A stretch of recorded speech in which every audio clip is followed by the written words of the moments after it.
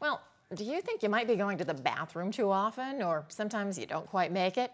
An area health clinic is offering bladder control advice to flush the pain away. And Matthew Petrillo went to the doctor's office today to get a preview. If this sound is way more familiar than you think it should be, you might have an overactive bladder. There's basically a miscommunication between the brain and the bladder. So instead of you being in control, your bladder's in control. Overactive bladder affects more than 17 million people in the United States, though mostly women. It causes a sudden urge to urinate that may be difficult to stop and could even lead to an involuntary loss of urine. In other words, people could sometimes pee their pants without even knowing it at first. So basically, if you go to the bathroom more than 8 times during the day or 2 times at night, then you have an overactive bladder. Getting in control of your bladder isn't always easy, especially when you're not sure what caused it. Dr. Hochman says possible causes can vary. Sometimes it's food you eat, something you drink.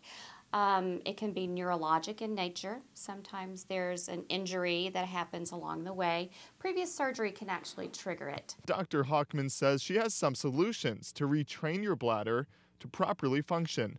First, there's medication, she says, though that doesn't work for everyone. The same goes with certain exercises. So if neither of those work, she has something that will. The solution to that is InterStim, which is a reversible device which is implanted just above the tailbone with a little tiny wire. And you can actually try it before you buy it. She says the devices used are minimal, like this external device that allows you to control your bladder. Then there's this device that's inserted just above your tailbone. This is actually the permanent implant. It basically looks like a little tiny pacemaker. So basically it's going to control your bladder and tell it to behave itself when it should. Dr. Hochman will go over this procedure, plus more this Thursday, April 25th from 6 to 7 o'clock at the Hazleton Health and Wellness Center. That's located at 50 Moisey Drive in Hazleton.